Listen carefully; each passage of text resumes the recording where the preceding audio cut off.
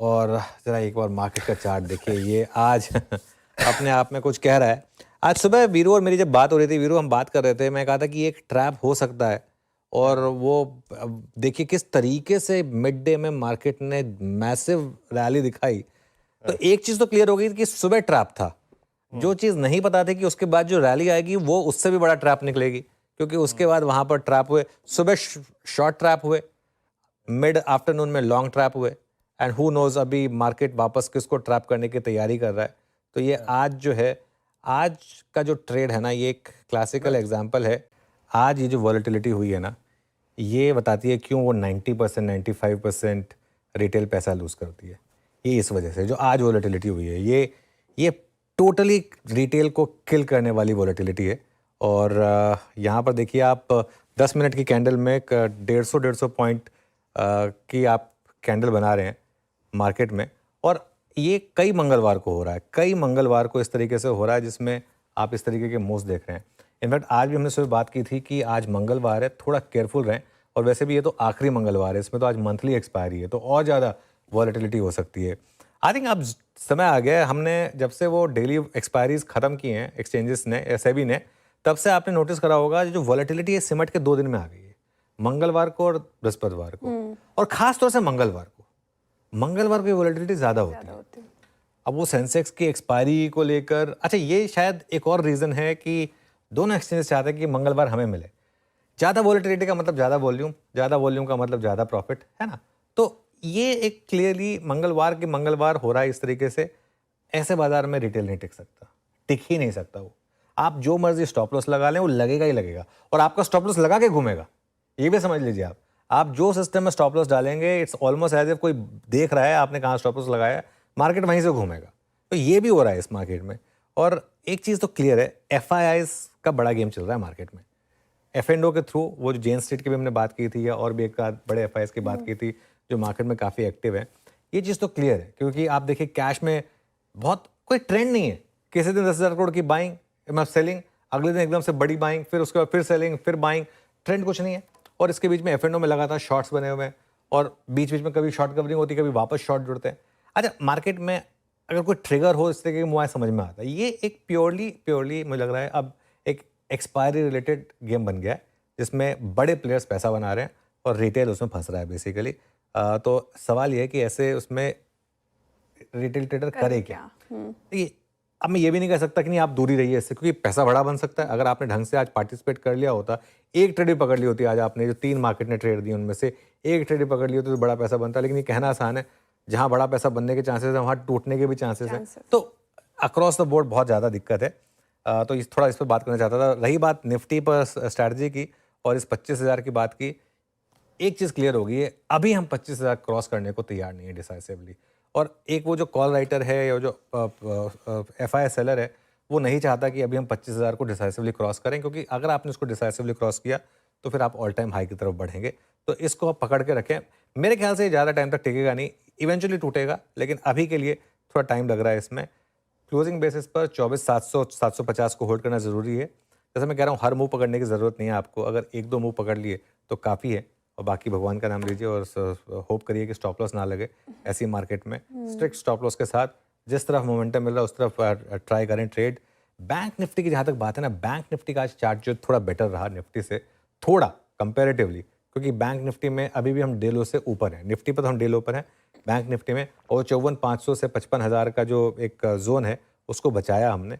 लेकिन यहाँ पर भी 56,000 के ऊपर निकलेंगे तभी मुझे लग रहा है कि बड़ी बाइंग आ सकती है। तो अंक नीचे अनुज गजब की रही है वॉलेटिलिटी, बट वो 750 का लेवल, 700 का लेवल इसने थाम के रखा।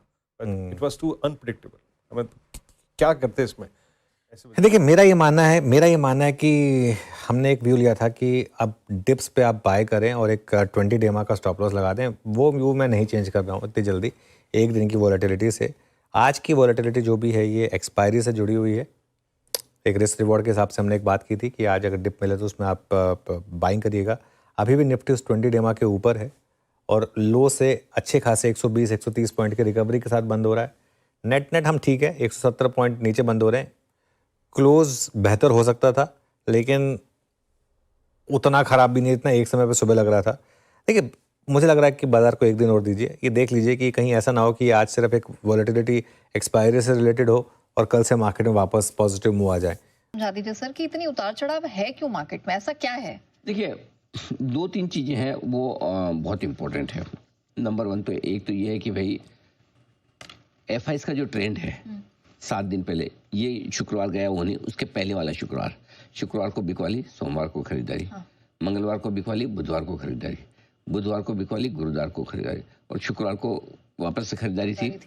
लेकिन उस हिसाब से कल बिकवाली होनी चाहिए, हुई नहीं। हुई, हाँ। तो ट्रेंड तो एक दिन खरीदारी एक दिन बिकवाली का चल रहा है, या बड़ी खरीदारी अब कल लेकिन आंकड़ा आया, छोटा ही आया था, 136 करोड़ का खरीदारी का था। तो सुबह हम बात भी कर रहे थे कि इस आंकड़े के दम पे ये नेगेटिव भी हो सकता था। कल नहीं हुआ, आज हो गया। तो आज साफ साफ दिख रहा है कि एफआईएस कभी खरीदारी कभी बिकवाली के ट्रेंड में है, और कल की हल्की खरीदारी के बाद आज बिकवाली का दबाव है, और यही वजह है कि ऊपरी स्तरों से थोड़ी प्रॉफिट बुकिंग आई है। और कोई कारण नहीं आज के आपके पास कोई ऐसा रिजल्ट ऐसा आया हो जो खराब हो, कोई कहीं दुनिया भर में हमारी कहीं कोई ऐसी खराब खबर हो ना, nothing. It means purely demand and supply. और डिमांड एंड सप्लाई में सप्लाई भारी है क्योंकि ऊपर से एफआईएस ने बेचा है। अब डिमांड है नीचे किसकी, लोकल फंड्स की, वो खरीद रहे हैं, और इसी वजह से लोअर लेवल से आपको एक बढ़िया सपोर्ट मिला है, एक बढ़िया रिकवरी है। एक बार आप 25,000 के पार निकले भी। आज देखिए सुबह का हाई नहीं बना, हाई दोपहर के बाद बना है। हाँ। जो सुबह हाई जो बना है 25,075 का, वो दोपहर में बना है, करेक्ट, न कि सुबह। करेक्ट। सो कल के हाई के आसपास आज फिर से पहुंचा है निफ्टी, कल के लो को तो तोड़ा है। सो मेरा ये समझना है कि रिकवरी एक तो घरेलू फंड्स की खरीदारी चाहिए, और दूसरा डाउ फ्यूचर्स की मजबूती देख के भी रिकवरी आई है।